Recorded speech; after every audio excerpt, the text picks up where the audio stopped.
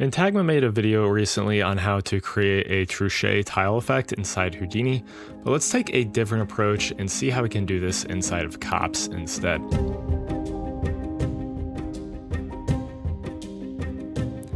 So as I said, this is an inspiration from Intagma on how they created a Truchet tile effect. We're going to do it all inside of Cops because I thought it would be easier, and after some finagling, I think it maybe is a little bit easier, but it's just a little bit of a different approach, and I thought we would be interesting to take a look at it. So this project file will be available on Patreon. It's going to have two different setups for this because I set it up in two different ways and kind of made it easier as I went. But you can do it all inside of Cops. So let's jump in and take a look. So the first thing we need to do is actually make our tiles. So we'll do an SDF setup, which is just a recipe I've created. It's part of my HouMats release, so you can grab it on Patreon or Gumroad if you want to do that. We're also going to use some nodes from that later on as well, but you don't have to use those if you don't want. And I'll show that in the project file as well. So we have our rectangular polygon, or regular polygon here, I mean. So we need to take this. We already have it set to 6 sides, which is what we want, but we want to rotate it. So we're going to rotate it 3 degrees so that it is shaped like this. And then we also want to just create the kind of insets in this actual geometry. So I'm going to drop down another SDF setup, and I'm going to make a copy of this actually. So we'll need 2, and we'll leave these on this circle. The second one we're going to take, and we're going to just scale this radius in. Let's scale it down to 0.703. These are just going to be values that I found that actually worked well for this. So if I'm typing in just specific values, that's why. It's just stuff that I played around with and found that it works. So let's drop down a subtract now. We're going to take these two and wire them in. And then we just want to kind of offset these. So we're going to take a transform 2D. I'm going to wire this in to here, and I'm going to move this over in 1.5. And this is going to bring it over to the edge here, but we don't want this other circle being applied here. So we're going to set this to be clip. And then I'm going to make a copy of this, and I'm actually going to take this translation value here, and I'm going to copy this parameter. And I'm just going to paste our relative reference there, and I'm just going to negate that so that it flips it over to the other side. Now we can use a maximum, and we can wire these two in. And we have our outside shape here. Now I'm going to create another SDF setup, and I'm going to make that interior line. So I'm going to take this and, well, let's view the output here. I'm going to take this, I'm going to make this a rectangle. I don't like using lines to generate lines because they're just kind of rounded and I don't like them. So I'm going to take that and set that back to a rectangle, and I'm going to set the value for this to be 0.3.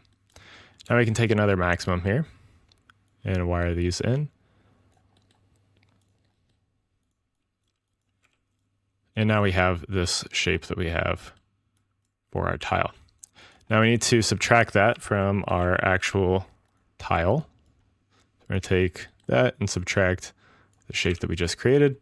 And now we have our tile that is being generated. We can use this for our actual generation of our tiles. So we can take these and we can randomize these. You just want to make sure that when you have, if you are going to change the design of this, you want these kind of edges to all be in the exact same spot and the exact same width all around so that the actual tiles will tile nicely. So let's take these, and actually before we use this shape that we've generated, I'm going to use a copy and transform node. This is a node that is part of my HouMats release. Like I said, you can grab that on Patreon or Gumroad if you'd like. And basically all that we're going to be doing with this, you don't have to have this node if you don't want to. You can do this all inside of Cops or inside of like a SOP import. You can set up this kind of grid layout, or you can do it inside of Cops here. It's just going to take a little bit more effort if you're doing it inside of Cops or without this copy and transform node. So let's take this, and we're going to kind of move these around. So this copy and transform works exactly like the copy and transform works inside of your regular SOPs.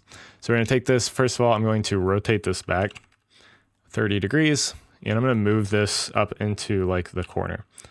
And I'll explain kind of what we're trying to do here as we go. So I'm going to move these into specific values. So 0.37 and negative 0.37. I'm also going to scale this up to be, well, let's just drag this, 1.4. And again, these are just values that I found that are going to work for what we're doing here. So we want to transform our copies now to be negative 0.254. And I want to drag up the number of copies here to be 7. So we have this laid out kind of interior in the interior of our square here, and that's going to be important. So we're going to make sure that we don't have any of our tiles actually touching the edge of our square, because that's going to cause issues with tiling. And we're going to come back to that and fix that here later. So we're going to take that and do another copy and transform. Wire in our shape here. And for this one, I'm going to come to our original transform here, and I'm going to rotate this by 90 degrees. And I'm going to set this to be 10 by 10 by 10. And that just brings us back to our original shape that we had. And I can come back to our transform copies now, and I'm going to translate them over. And again, just values that I found that work, 0.439. And that's going to give us kind of this type of effect going on. I'm just going to up the copies to 4, again, so that we don't have anything reaching the actual edge. Now I want to take our shape that we have here, and I'm going to transform it. So do a transform 2D. And I'm also going to use a maximum here and wire this up. Now I want to take this and make sure that it is set to clip, again, so that we don't have any sort of tiling going on. So if I don't have that and I start to like move this around, you can see that we have these coming from both edges, versus if we set this to clip, they're not going to have that. You can see that we have that type of effect. So I'm going to take our translate here, and I'm going to basically align these so that they are in the middle here where these cutouts are. So again, like I said, just values that I have found that work. So 0.218 and then 0.127 in our value here. So again, we are pretty close to the edge, but we're not overlapping the edge. And that is important for later on when we actually go to make this tile seamlessly. So this is the type of shape that we're actually looking for. We want to make sure that we have this sort of tiling happening close enough to the edge that if we put another row in here, it's going to go over the edge, but that it's not going to actually touch the edge. That's important, like I said, for our tiling. So I'm going to take a null now, and I'm going to wire this into our null. I'm going to just call this out grid. Just for my OCD sake, let's call it that. There we go. Or not. Okay. Out grid. I'll get it right eventually. Okay. So now we need to take a SOP import. We're going to dive inside here, and we're going to use a trace node. Whoops. A trace node. And we're going to have this set to our cop.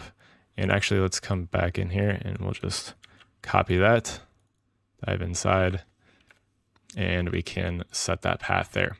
So now we have our grid in here, but it is a 1 by 1 basically. So we need to make sure that it scales up to be within this grid. So you know, if you work in cops, that our grid in cops goes from -1 to +1. So let's take a transform in here. And we're going to just scale this up by a uniform scale of 2. Now we have essentially the same thing that we had actually in cops. Now we need to take these, and we're going to do an extract centroid. And we want to set this to primitives. Now we have all of our points. So the centroids of all of our primitives there. And that's going to be so that we can copy stamp our actual hexagons onto these. So we need to do a couple of things with this in order to set our rotations in the stamps that we want. So we're going to do an attribute wrangle. First, I'm going to create an integer attribute called ID, and we'll just call this, or we'll just set this equal to our point number. And I guess that's not super necessary, but I don't know, that's what I did. So we'll do a stamp attribute now. So a stamp is used in the copy stamp to determine which stamp input we want to assign to each of our points. So we'll do I at stamp is equal to int to get an integer. And then we're going to do a random based off of our ID. And we're going to multiply that by a channel float, so CHF. And then we'll do seed, just to give us a seed that we can work with. And then we're going to multiply this by however many stamps that we want to have. In this case, I'm just going to do 3, just to keep it simple and not have too many. So let's create that attribute here. Make sure that we have this typed correctly.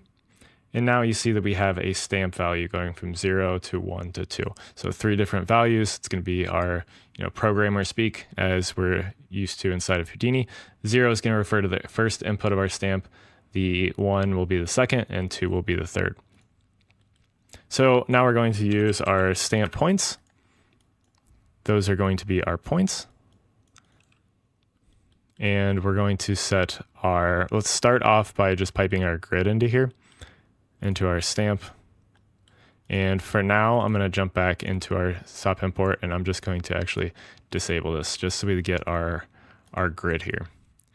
And we want to just scale this back up so that we have the correct tiling. So something like this. Let's make it a little bit tighter. And that looks like it is all right. So we need to make this tile now. So the way that we're going to do this is going to be using our transform nodes. And because we don't have anything touching the edges, we can take basically this edge here and move it over here. And we can take this edge here and move it over here, and everything will tile nicely. And then the same for the bottom. We'll take this, move it up, take this, move it down. So I'm going to take a transform 2D here, and I'm going to wire in our stamps. I'm going to make a copy of this, and I want to take the X value here. I'm going to copy that parameter, paste relative references, and let's just make this negative. And then I'm going to do, again, a maximum, and we'll wire these in so we can see what we're doing. So with this, I'm going to set this to 1.755, set this to be a clip.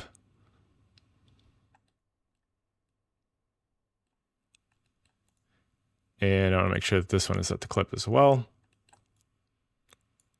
And now we have that being applied properly. So we have these coming to each edge.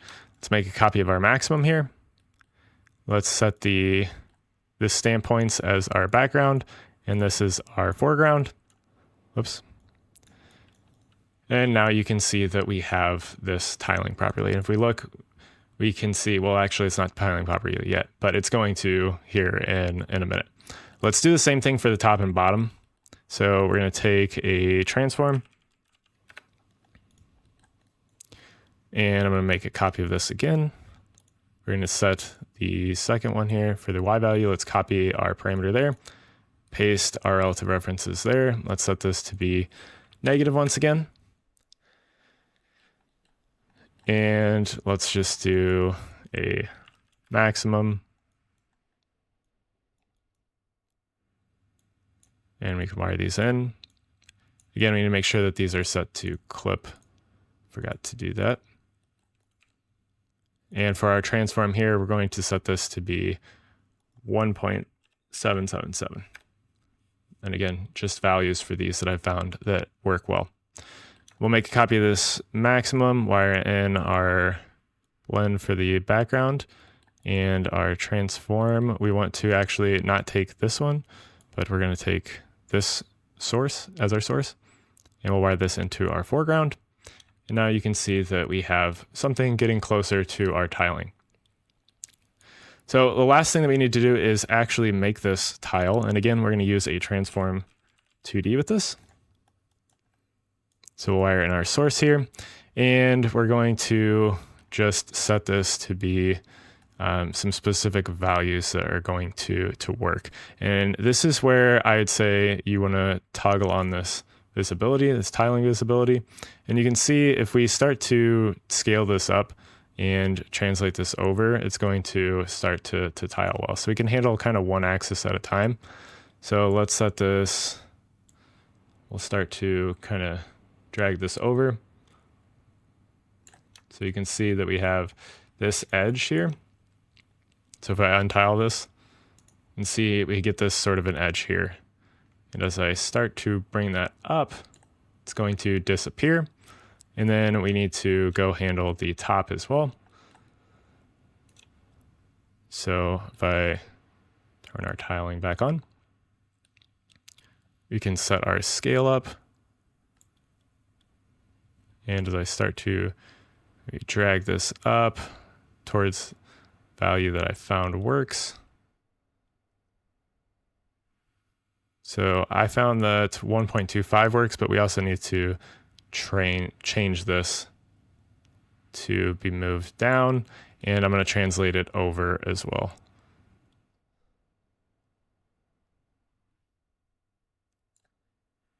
And actually, sorry, it wasn't 1.25, it's 1.125. And we start to get that. And actually, I'm going to reset that translate because that is for when we actually plug in our tiles here. So let's plug these in so we can see what I mean. And let's start to increase the stamps here. So I'm going to take the number of stamps, I'm going to put that up to 3. And I'm going to take this output that we have here, and I'm going to apply some transforms to this as well. So for these, we want to rotate these randomly within like 60 degrees. So if I take a look at this transform here, and I rotate this 60 degrees, we set this to be a clip, you can see that we get this type of an effect. If I set this to 240, is that right? Yeah, 240, we get the same thing. So we don't need to duplicate this a bunch of times in order to get this to rotate all the way around. Let's set this just to 60. We can wire this into our stamp 1, wire another one into our stamp 2, so we make a copy of that, and we'll set this one to be 120. Now I can come back into our SOP import here. I'm going to just re-enable this so that we have our random values for our stamps. And you can see that we get this type of effect, which is super nice. But when we look at the tiling, let's see if I can find an area. It's kind of hard to see, but if I set this to 2K, you can see that we have a little bit of some issues going on in some places. Let's see. It's kind of hard to tell exactly, but this is where you're going to want to massage this transform 2D, this last one here. This is what makes everything kind of tile. So if I set this to 0.07 and negative 0.09, again, these are just values that I found that work. We get rid of any sort of tiling issues that we have. So where we saw those up here earlier, we're kind of not seeing those anymore, which is good. So that's kind of how this is all set up. Now you can take this, and if you want to like vary the color at all, we can just make a copy of this. So we want an exact copy. And I'm just going to take our just plain tile, and I'm going to wire that up into all 3 of our inputs because we have the 3 different stamps that we're using. So you can, I guess you could make a copy of this SOP import and just disable that last node. But we get this sort of an effect for this. And again, this tiles, seamlessly, but we need to randomize the values here. So we're going to do a segment by connectivity. And now we can use this to do kind of whatever we want for our tiles, our individual tiles. So we could, you know, let's see, ID to RGB.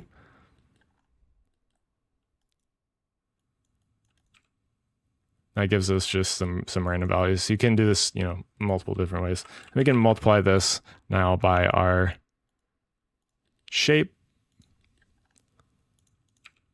and we get this effect. Again, like I said, you can play around with this and do kind of whatever you want for the coloring. There's lots of different ways that you can go about coloring these. You can actually do some really cool things if you take this and just plug this in. And now we get each individual piece of our individual tiles that are different colored as well. So you can get some really kind of trippy things going with that and create some really awesome stuff. But that's going to be how you set up this Truchet tiles to work inside of COPS.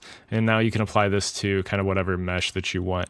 You just got to remember that when you actually go to apply this to your mesh, your UVs are going to kind of create seams with this. So you will have seams with this unless you do some sort of like triplanar projection, which has its own issues, but it gets that type of effect going on the surface, which is pretty cool. So with the seams, you can kind of hide them, you know, in places where they're not going to be seen, and they won't have any sort of issues if you do it like that.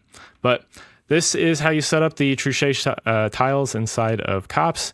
There is a project file available on Patreon that goes over a different way to set this up inside of the SOP import without using the copy to points method, or sorry, the copy and transform method that I used here. I think this just works a little bit faster, and it's using a really nice node from my HouMats toolset. So like I said, you can grab those all on Patreon as well if you'd like. And shout out to Intagma and Simon, the creator of that video on Intagma, for showing how to do this inside of Houdini, because it's a super cool video, definitely an awesome technique, and creates some really cool patterns. And again, you can come in here too and just change up our seed. So let's come back in here. We'll pin that, and you can, you know, randomize this and get some different patterns, where you can change up your patterns here for your stamps, add more if you want to, whatever you want to do, and create some really awesome looking shapes. But anyways, hopefully this has helped you out. Thank you guys for watching. As I said, you can grab all this stuff on Patreon. I'll have 2 different setups on how to do this on the file on Patreon. So if you don't want to use this copy and transform method, you don't have to. And that will borrow some of the ideas from the Intagma video, so definitely check that out if you haven't done so already for that. Anyways, thank you guys for watching, and have a good day.